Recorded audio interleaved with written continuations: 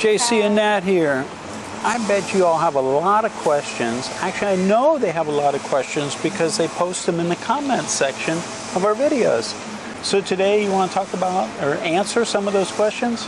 Yeah. All right. Be right back.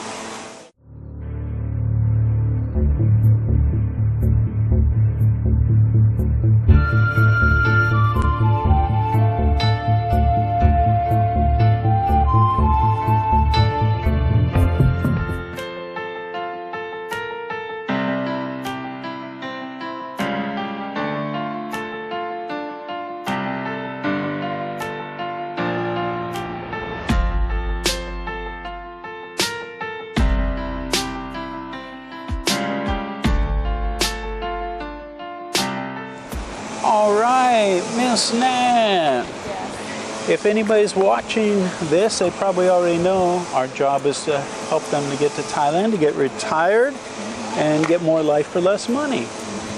And some people think you come to Thailand and you spend more money, not less money, and that you can't live off of 500, 1,000, 1,500. They say, oh, you got to have at least 2,000, and they're right. You know that, right? 2,000 is about Hok Moon. Can you spend Hok Moon every month? Can. Yeah, everybody can. That's the point. I've never said that if you came to Thailand and you lived like a foreigner back home, air conditioning the whole house, going to eat foreign food, you know, driving a nice car, new car, and making payments and doing everything, shopping in the grocery store, in the foreign grocery stores, buying foreign food, it can cost them more money than it does back in their home country. That's not the point. The point and why I started this whole channel was to show that if you came and you lived sort of Thai style, now I'm not saying live in a shack with no air conditioning, but there's a great opportunity to live over here on a lot less money than back home. That's the point. In other words, if you only have 900 or 1,000 or 1,500 US dollars back home, look at what your life would be like there.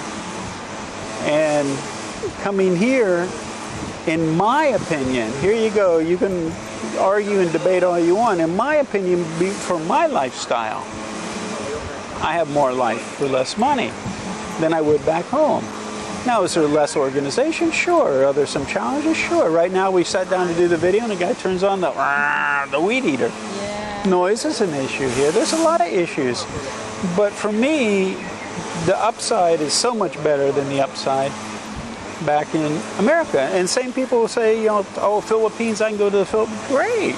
If they want to go to the Philippines, I'm not arguing with them. They can go to the Philippines. If that works for them, that's great. If people say they can live cheaper at home, that's great. No problem. But for me, the way we live, and what I think is important, which a lot of that isn't about prices, it's about people and flexibility and things like that. To me, there's more life for less money here. But anyway, I want to talk about other things that people, you know, that was one thing that people say, you know, about how much it takes to live here. It takes anything you want. I have members that live really great life for anywhere between 600 US dollars and 11 and 1200. That's really inexpensive living, but they have a great life. They're really happy. One of them spends 1,100 a month. He's got a car, a motorbike, health insurance, travels around, you know, so it just depends on your lifestyle and your needs. Well, anyway, people asked about the drones. Do we have any more drones besides Sparky? Beforehand, but not now. Yeah, I want to thank everybody for reaching out that wanted the drone.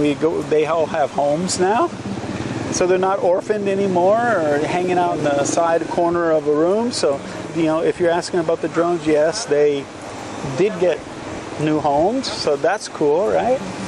People ask about your kids. Where's the kids? They haven't seen the kids for a while. Where's the kids? In Isan. In Isan. When are we going to see them? Tomorrow. Yeah, real soon. And they'll probably be coming to stay with us for a little while during their school holiday. So they're on holiday. If you're wondering why they don't stay with us all the time, it's because we traveled trying to do this for you all. And so it doesn't allow us the opportunity to have them, we can't just take off, right? They're not old enough to like leave them, so that doesn't work. So, but you will be seeing them, and you're going to be amazed. They're almost as tall as you now, right? Amazing. They grow like weeds. But anyway, you will be seeing the kids soon. One thing I mentioned about the heat, and somebody brought up that I didn't mention silk. How do you say silk? The fabric silk, like from the worm. Pamai. How do you say? TIMyT. Pamai. Yeah. And yeah, I did fail to mention that. And I have silk shirts that I had made, oh my gosh, 17 years ago. I had them custom made in Bangkok. And it was a heavy silk. And the reason I got the heavy silk, even though it's a little bit hotter when it's warm out, I can ball it up like this into a ball and throw it in a bag, and when I open it up, it's still perfect. And it keeps me cool when it's hot, and it keeps me warm when it's cool. And so that's really great. Some people say, oh, it doesn't breathe. Well, I didn't do any research about that. I'm just saying. And also they say it doesn't absorb odors. Like if you perspire and it smells, it doesn't absorb the odor. But anyway, yeah, I did fail to mention silk, and it is an option. And Thailand's known for silk, right? And so that's something that you can find in stores. You used to find, and you can find them on street markets in Bangkok. Oh, they sell a lot of silk shirts, but it's not really a good silk. If you want silk, like I say, I have a red, a black, and a gray silk shirt that I had sewn, and I travel with that because I can sleep in an airport, on a bus, in the train, in the plane, and when I get up, it looks perfect. So always an option, right? We also did about the 800,000 Thai baht, and I said, for me, I look at it, because people were saying I'm not going to go park it over in Thailand, and it's real interesting, that comment, and I addressed that to me, you're going to park it somewhere to get some kind of return on the money. And some people, technically you don't get a return on that. They're not paying you for your money. Well, I see it as they do pay me. Actually, it would be like investing it into some kind of club where you can walk into, and they make you have a balance or something, and you walk into the store and you buy everything for your house and your food and everything, and you get a discount on it, but you have to keep that money in there, but you can remove it at any time. That's be the same thing as the 800,000. To me, I've invested in it, and one of my members said something like, he totally agrees. He buys a duck dinner at night. Yeah, you know how much his duck dinner costs him at night? 40 baht. That's like $1.33, something like that, I don't know. So cheap. But anyway, I really do feel it is a great option for my money. And if you invest it into an account back home, in an investment account, yeah, you're going to get interest, but you can't just pull it out or you get penalized. So it's locked in or parked. And if you're thinking about, the banks aren't safe in Thailand, they're going to steal your money. Yeah. If you believe that, don't put the money here, really. But the banks are safe. The money is insured up to a certain point. And if you get up to the point of where the insurance stops, open another account and add to that account. And just keep each account under the insurance amount. And I won't talk about what it is.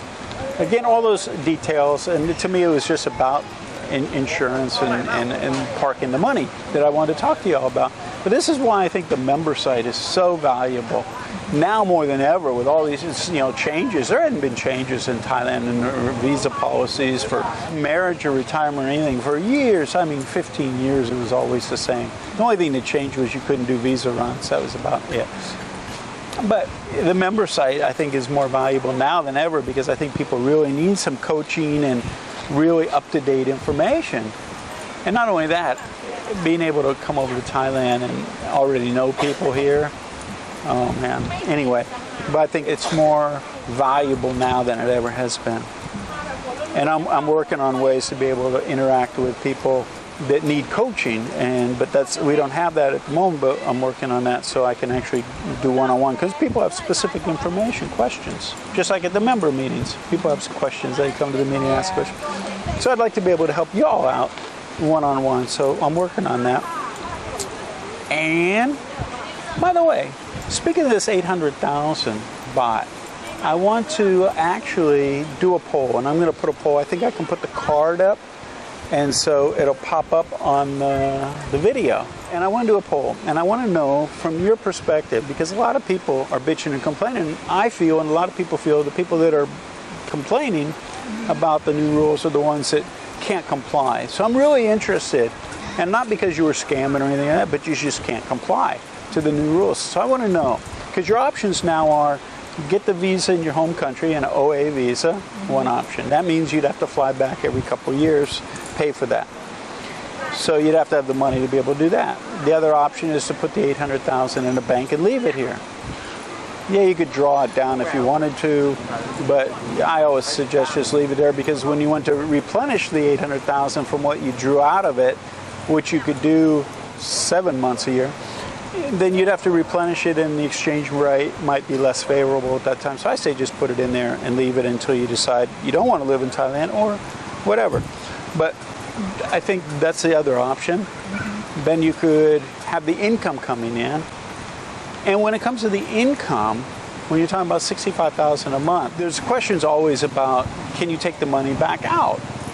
And sure, there is no requirement, there's no regulation, because they want you to live off the money.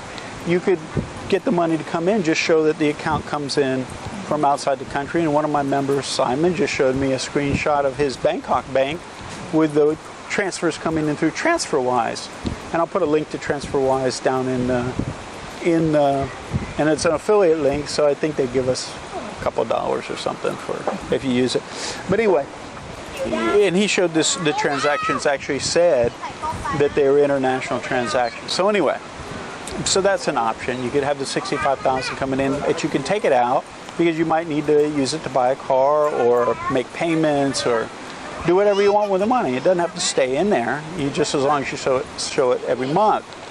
Now, I always suggest if you don't have the 800,000 and you don't spend 65,000 a month, and I mentioned this in the other video, just bring the 65,000, use what you need, and let the rest accumulate over time, and eventually you'll have the 800,000. So, and that's the other option. And then the third option is to have a combination of the 800,000, and it can be any amount. It can be 400,000, 200,000, whatever you can afford to put in, and then match up the rest of it to equal 800,000 with income coming in. And combinations, a lot of ways to massage those numbers. And if somebody wants to argue with me and say, well, so-and-so immigration office won't accept the combination method, well, by law they should. I mean, it's in the regulation. That's an option. If there's an office that doesn't, I can't address that because I don't know for sure. And some people get turned down for other reasons and then think it was because they said, because some of the immigration officers don't speak really can explain things really good, and some people misinterpret what Thai people say. Happens with members and their girlfriends and stuff all the time. They take things literally, and sometimes they shouldn't. But anyway, so those are your options. And so the poll is going to be, is Thailand no longer an option for retirement based on the new retirement regulations? And so that will be the question. And I'm interested to see what percent say, no, I can't hang out anymore. It's not an option because of these regulations. So, but I want to know the percentage. I think it'll be interesting for everybody to know that. The other thing I wanted to mention, when people say, no, I'm going to invest my money back in my home country, put it in my investment account and earn interest because the interest is better and stuff. Keep in mind, you're going to have to pay tax on the interest of what you make from that money. One of the YouTubers said, yeah, you didn't mention it. You also save because you don't have to pay interest on the earnings. Yeah, I thought, well, yeah, I'll mention that to y'all because it is another thing.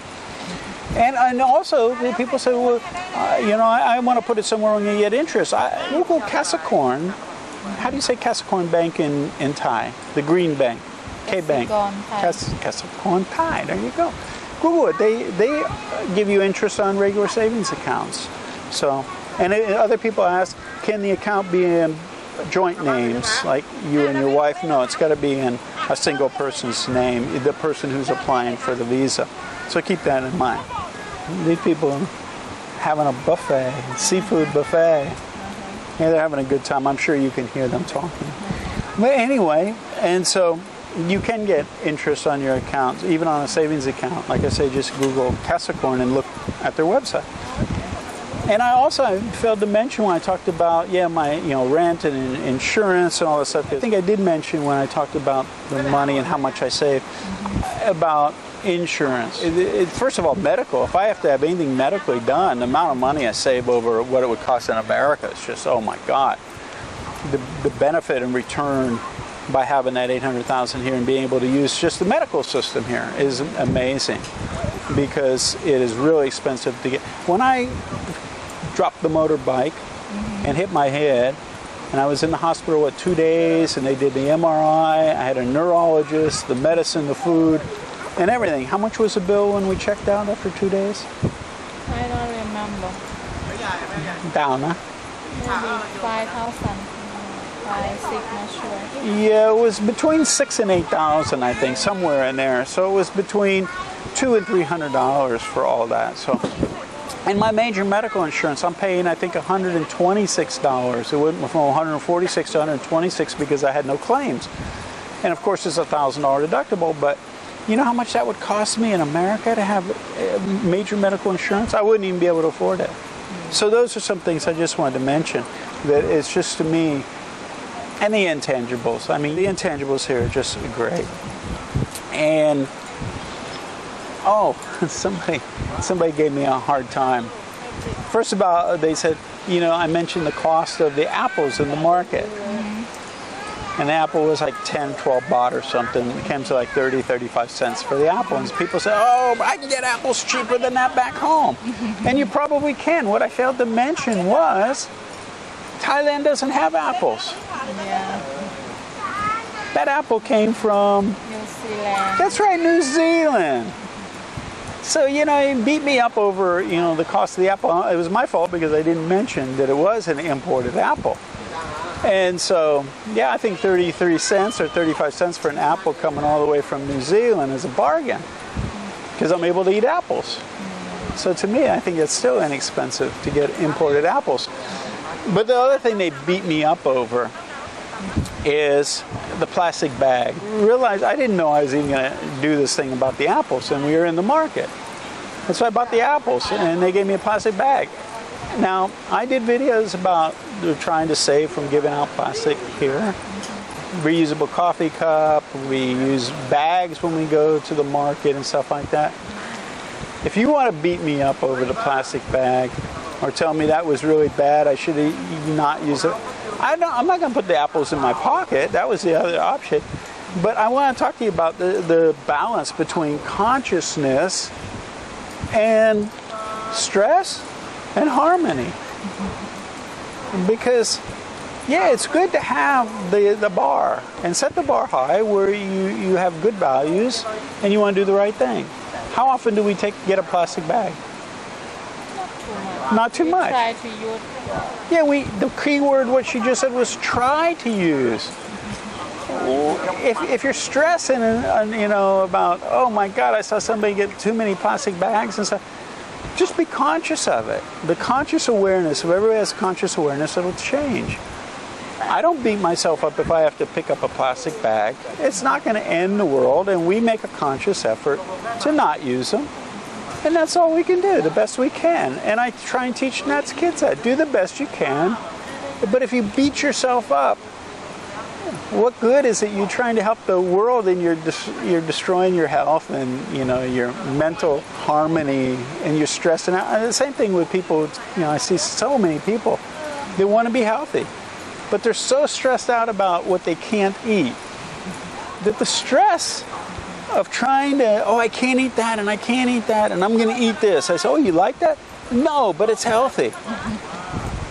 Come on, you got to have the balance. You got to enjoy your life. I wish we could take the plastic bags back, that if we get them from the store. In America, if you get the plastic bags, you can save them and take them back to the store. No recycle, and we can't do that here yet. But I would love to be able to do it, and we try and reuse them or do something with them when we can. But I'm not going to beat myself up over taking a plastic bag.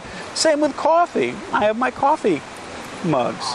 I have a small one, a bigger one, depending on what vehicle I'm in, and I try and use that when I get coffee. If all of a sudden I get thirsty for a coffee and I want to stop at 7-Eleven or a coffee shop and I don't have my mug, I don't say, oh, I can't have my coffee. I'm going to get a plastic cup. So, you know, I know that this is normal probably for certain countries and citizens of certain countries. That's just the way it is. Everybody's beating everybody up over, you know, they're being social justice warriors. But we just do the best you can. And, you know, if I say I try not to use plastic and you see me use plastic, don't beat me up over it. I mean, it doesn't do me any good. It really doesn't do you any good because we do the best we can. And I think you should do that for yourself. And the reason I bring that up is not about me, but about you all. Everybody sets this bar. Don't set it so high that you're unhappy all the time because you're not meeting your own expectations. I mean, the easiest way to fail is to create expectations or goals or something that you know you can't obtain, or it's so difficult that it's going to take too much time and effort to accomplish it. And until you accomplish it, you're not happy. You only feel good when you accomplish that or you meet your goals or expectations. And that's very rare. Well, the rest of the time, then how are you going to feel? So my goals and expectations that I have for Nat and I, we have goals, we have expectations, we hold ourselves to a high standard, but we don't beat ourselves up over it.